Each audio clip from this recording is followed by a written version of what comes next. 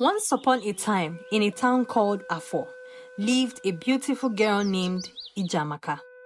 Ijeamaka was the only child of one of the richest men in Afo town. Ijeamaka was a beauty to behold, with eyes that sparkled like the stars and a smile that could light up even the darkest of nights. Amidst her friends, she stood out elegantly. She was so beautifully made that even if her father wasn't wealthy, she would still stand out even in rags. Ijeamaka's heart yearned for something more than wealth and status. She longed for love, the kind that transcends barriers and knows no bounds. She had two best friends, Olanna and Chetachi. Chetachi will always tell her, Ijeamaka, Opa, it's because you're born into wealth. That's why you have the mind to say you're not interested in riches and status. Happen that thing. If you were born into a poor home like mine and have had your fair share of poverty, the very first rich man that comes your way, regardless of what he looks like, you will marry him sharp. For me, Ochatachi, there's nothing like love, Biko. I need an odogu that can just take me away from my father's house and change my life. Atagoma fufu too much, man. They all burst into laughter. Being the only child and daughter of Dike, her father had grand dreams for her. He envisioned her marrying into a family as wealthy or even more influential than theirs, ensuring that their lineage remained powerful for generations to come.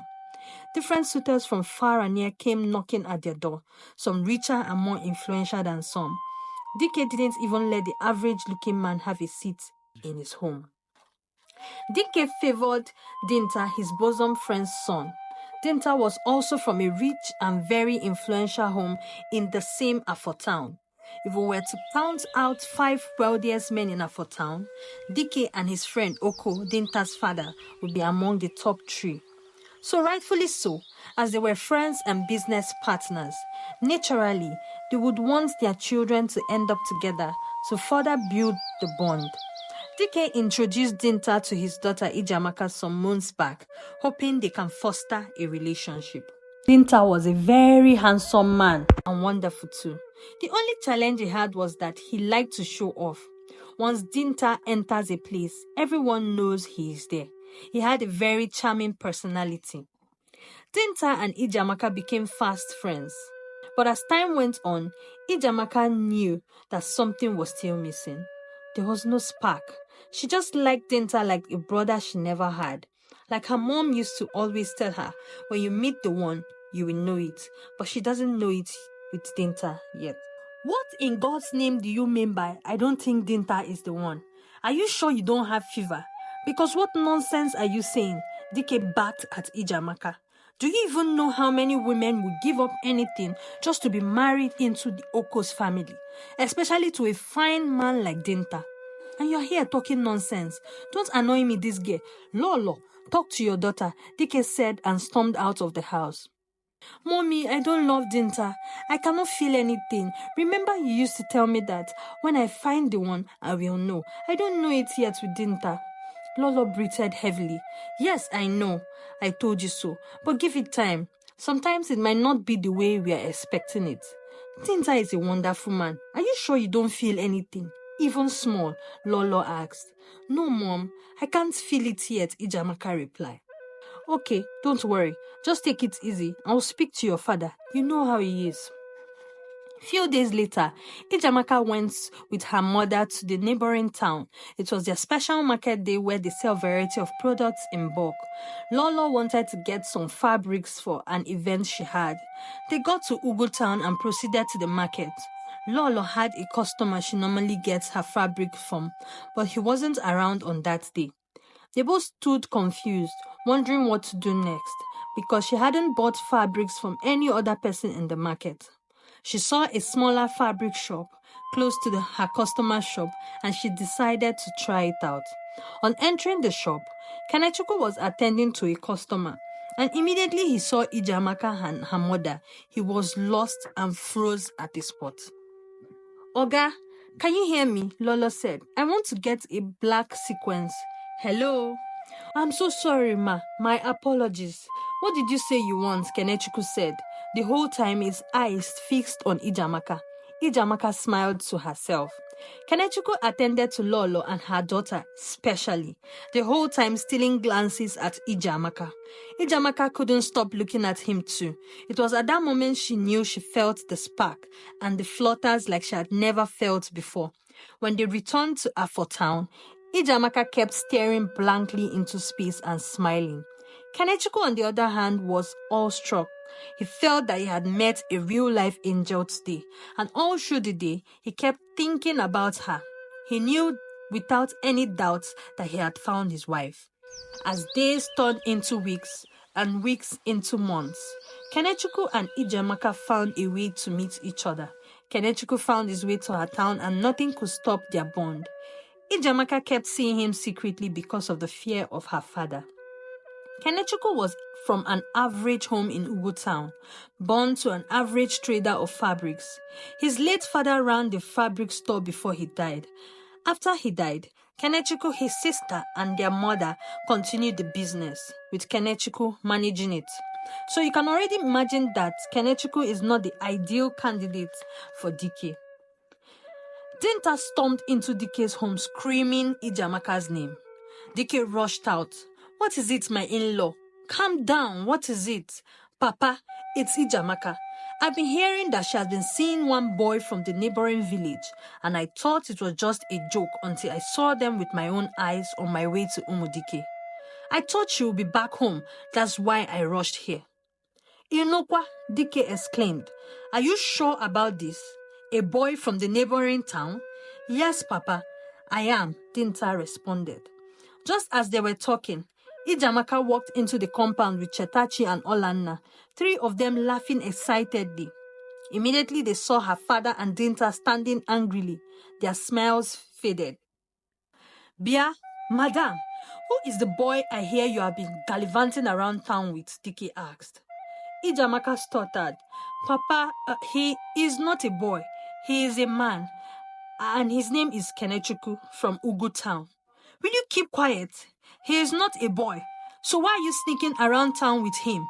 Do you realize that Dinta here saw you and he is very angry? What is your problem, this girl?" Ijeamaka faced Dinta. "Dinta, I am very sorry.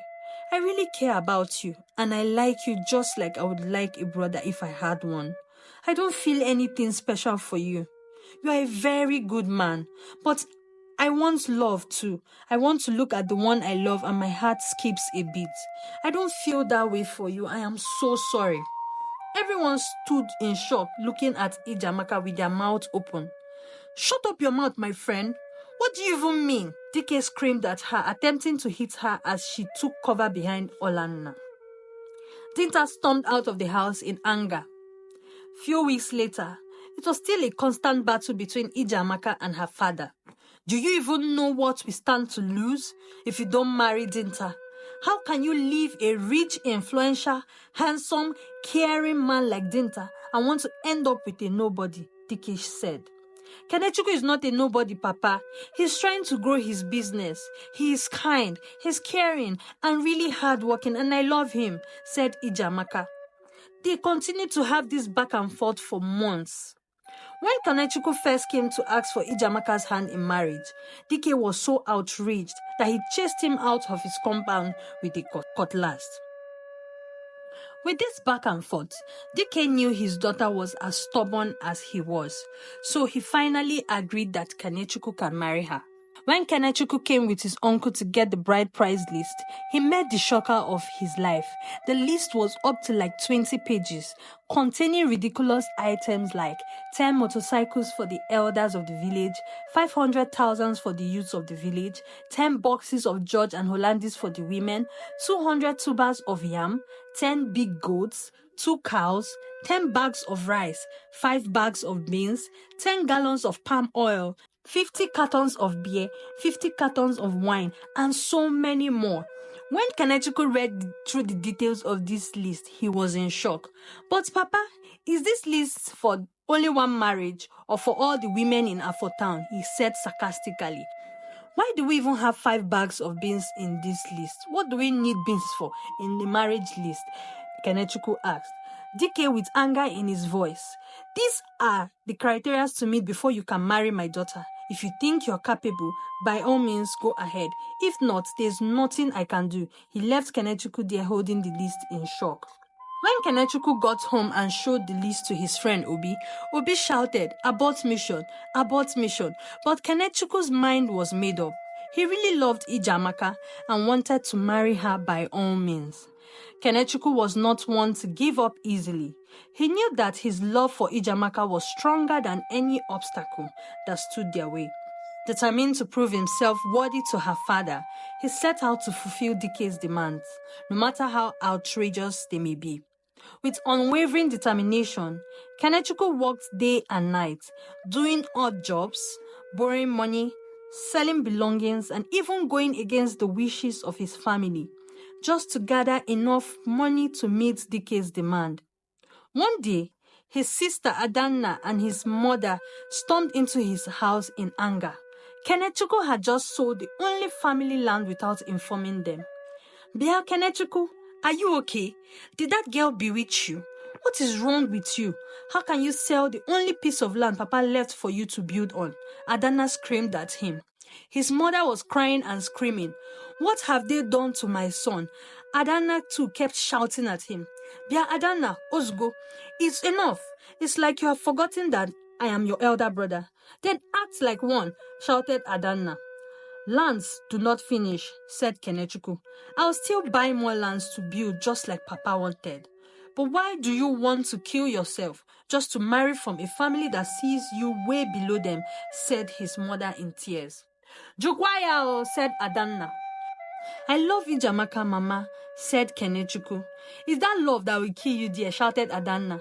Kenechukwu almost gave her a dirty slap. They continued this back and forth until they left. As weeks went by, Kenechukwu continued hustling for money to fulfill everything in the list. Ijeamaka had no idea what the list even looked like, because Kenechukwu didn't want her to bother.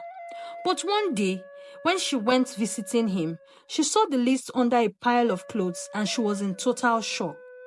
No wonder Kene has been so stressed lately, she said to herself.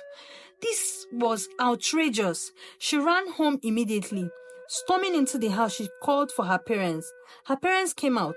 Why are you shouting? Lolo asked. Mama, did you see the ridiculous list Papa gave to Kene? Are you trying to sell me off or what? That is the only criteria for that boy to marry you. Either that or you go back to Dinta, Dike said and walked away. Ijeamaka screamed in tears. That is wicked, Papa. I'm not a commodity. That list is too much. You have to reduce it. Mama, please talk to him, she said, sobbing, her mom consoling her. Despite the hardship and obstacles thrown their way, and her father's stubborn heart, Ijeamaka stood by Kenechukwu and supported him in any way she could. And finally, after much toil and sacrifice and selling and borrowing and banter from his family, Kenechukwu succeeded in meeting Dike's outrageous demands. On their wedding day, when Kene arrived with his people with a truckload of everything they were asked to bring, Ijeamaka's king's men sat down to check everything in the list one by one before they proceeded to the Ibanko. The only item missing was the kola nut. Dike refused to proceed except the kola nut is provided or the monetary value given. Kenechukwu's uncle dipped his hand in his pocket and dropped a few naira notes for the kola nut, as it wasn't that expensive. Dike screamed, "Who are you dropping this change for? Kola nut is 200,000. All this in a bid to frustrate Kenechukwu, since he was surprised as to how he even managed to meet up with the list in the first place. Kenechukwu stood up in anger and left the room. He had had it up to his last nerves. His uncle hurried out to him. Kene, where are you going? Uncle, I am tired. I can no longer continue. Yes, I love Ijeamaka, but I cannot continue letting this man treat us like this. Have I not tried? Kenechukwu said in frustration. Yes, you have tried, and you have come this far. Do you want to give up now, after all this stress you have gone through? Don't worry, I'll pay the money. Let's go back, his uncle said and took him back inside. Once inside, his uncle paid and they completed the marriage rite and proceeded for the celebration. Months after their wedding, Kenechukwu has built a life together filled with love and laughter and joy with Ijeamaka.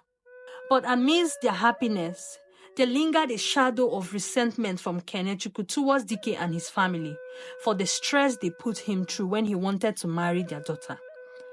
Kenechukwu, still harboring anger towards his father-in-law, forbade Ijeamaka from visiting her parents or allowing them to visit. His heart hardened with bitterness, unable to forgive them for their rejection. Kene biko zienu, how can you stop me from seeing my parents? People I have known all my life. You just cut me off from them, Ijeamaka cried. You are my family now, and I am your family, Kenechukwu said. I know, Kene, and I love you, but I need my parents too. You can't just cut me off from them. It's been 11 months, Kene biko. I'll go home whether you like it or not, she screamed. If you step out of this house, just remain in your father's house, he said, and left the house. Ijeamaka sat on the bed, heavily pregnant and crying. For months, this had been the battle between them. But Kene, you can't just cut her off from her family, Obi said. They are no longer her family since they sold her to me with that ridiculous bride price. I am the only family she has now, Kene said angrily. I know you are angry. I know how hard you worked and toiled to meet up with that list. But please, remember your wife's condition. She needs to be happy. She needs the support of her mother, especially in this time. She has been supportive of you. Don't let this cause problem in your marriage. Biko one name, consider. Few months later, Ijeamaka was in labor and Kene rushed her to the hospital. While at the hospital, he called Obi and asked him to do something very important for him.